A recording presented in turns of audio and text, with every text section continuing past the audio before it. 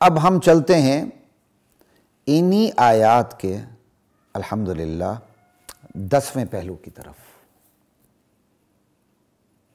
لا الہ الا اللہ. ان چاروں آیات کی تشریح اب ہم ایک 10ویں پہلو کو سامنے رکھ کے کریں گے، اور بہت اہم ترین پہلو ہے وہ ہے منصب رسالت، جس کا وعدہ میں نے ابھی جو میں نے بیان کیا اس دوران آپ سے میں نے بات کی تھی کہ میں کیا کہتے ہیں منصب رسالت کو بھی سامنے رکھ کے بات کروں گا. یہ آیات جہاں نبی علیہ السلام کو دوران وحی ہونٹ ہلانے اور زبان ہلانے سے منع کرنے پر مشتمل ہے کہ آپ نے یہ کام نہیں کرنا، وہاں یہ آیات رسالت کے منصب کو بھی واضح کر دیتی ہیں، اظہر من الشمس کر دیتی ہیں. اللہ اکبر، لا الہ الا اللہ. قرآن کی عجیب شان ہے، اللہ کا کلام ہے، جس پہلو سے دیکھیں معانی کا سمندر نظر آتا. اب یہ آیات منصب رسالت پہ سے کیسے دلیل ہے؟ منکرین حدیث سے اور بہت سے گمراہ منکرین حدیث سمیت بہت سے گمراہ لوگ رسالت کے منصب کو سمجھ نہیں سکے. انہوں نے نبی علیہ السلام کو نعوذ باللہ ایک قاصد سمجھ لیا. صرف جس طرح انسانوں کا ایک قاصد ہوتا ہے، ایک پوسٹ مین ہوتا ہے، وہ ایک جگہ سے میسیج لیتا ہے اور دوسری جگہ تک پہنچا دیتا ہے. جیسے ڈاکیہ ہوتا ہے. ڈاکیہ کا کام کتنا ہوتا ہے کہ آپ سے خط لیا اور جہاں آپ کا پتہ لکھا ہو وہاں تک اس خط کو پہنچا دیا، بس اتنا ہی کام ہے، اس سے زیادہ نہیں. تو لوگوں نے رسالت کے منصب کو سمجھا نہیں. لوگوں نے جس طرح ڈاکیہ ہوتا ہے، جس طرح پوسٹ مین ہوتا ہے، جس طرح کوئی قاصد ہوتا ہے، نبی علیہ السلام کو قاصد کی شکل پر رکھا، اللہ تعالیٰ سے میسیج لیا، امت تک پہنچایا ہے، امت اب خود ہی سمجھے.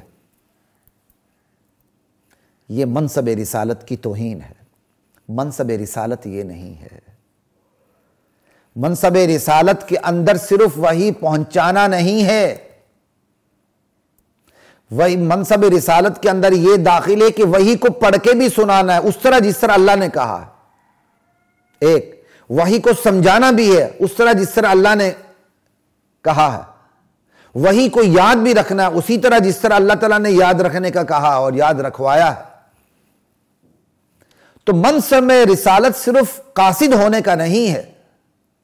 منصب رسالت میں آپ حفظ قرآن بھی داخل ہے، قرأت قرآن بھی داخل ہے، علم قرآن بھی داخل ہے، بیان قرآن بھی داخل ہے، دعوت قرآن بھی داخل ہے.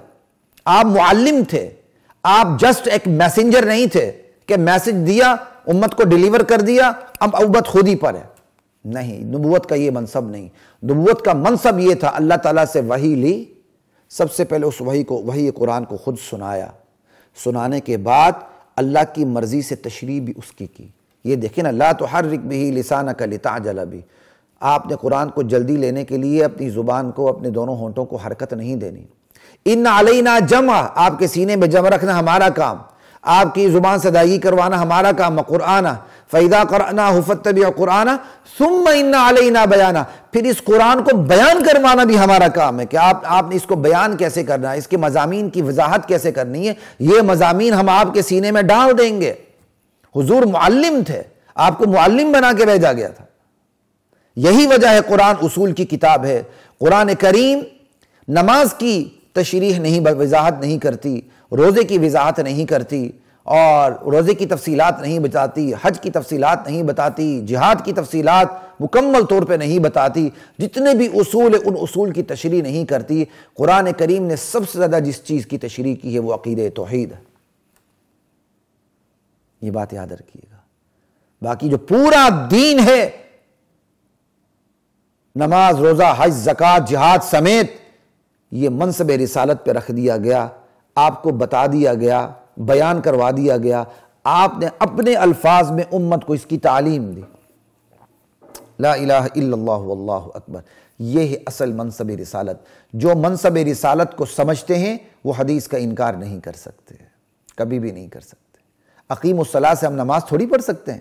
نماز پڑھو، کیسے پڑھیں؟ صلاح کا مطلب دعا ہوتا ہے. جیسے ہی نماز کا ٹائم ہوگا دعا کر لی، بس نماز ہو گئی. اور یہ فتنے بائے جاتے ہیں. پاکستان کی ایک بہت بڑی شخصیت تھی، ابھی زندہ ہے، ریٹائرڈ ہو چکے ہیں. ان کی اردلی میں ان کے کیا کہتے ہیں گارڈز میں ایک بندہ تھا، پولیس میں. وہ نماز نہیں پڑھتا تھا. اس کے ساتھیوں نے مجھے کہا کہ سر آپ اسے سمجھائیں, جب بھی نماز کا ٹائم ہوتا ہے یہ تسبیح ہاتھ میں لے لیتا ہے, یہ کہتا ہے میرے پیر صاحب نے کہا نماز کا ٹائم ہو جائے بس تسبیح پڑھ لیا کرو, یہ تمہاری نماز ہو گئی. انا للہ و انا الیہ راجعون. تو زکوٰۃ کیسے دینی ہے, کب دینی ہے, کتنی دینی ہے, کس مقدار میں دینی ہے, کس مال پہ دینی ہے, حج کب کرنا ہے, کیسے کرنا ہے, اس کا طریقہ کار کیا ہے, عمرہ کیسے کرنا ہے, اور مال کیسے خرچ کرنا ہے, نماز کیسے پڑھنی ہے, یہ ساری چیزیں نبوت کے منصب پہ رکھ دی گئیں. آپ نے لوگوں کو کر کے عمل کر کے بتایا, حکم دے کے بتایا. یہ ہے منصب رسالت. تو یہ قرآن کریم کی یہ آیات منصب رسالت کو بھی واضح کرتی ہیں کہ آپ کا کام صرف میسنجر ڈیلیور کرنا نہیں تھا بلکہ اسے سمجھانا بھی تھا, معلم کے طور پر اس کی تعلیم بھی دینی تھی, امت کے قلوب کو مانچ کر پاک صاف بھی کرنا تھا. آپ معلم اول تھے, مرشد اول تھے, مزکی اول تھے, قاری اول تھے, حافظ اول تھے, عالم اول تھے, داعی اول تھے. لا الہ, یہ ساری چیزیں حقیقتیں قرآن کریم کی ان آیات سے, 4 آیات سے سامنے آتی ہیں. تو یہ ہم نے آپ کے سامنے جو پہلو رکھا, یہ ہم نے 10واں پہلو رکھا. لا الہ الا اللہ.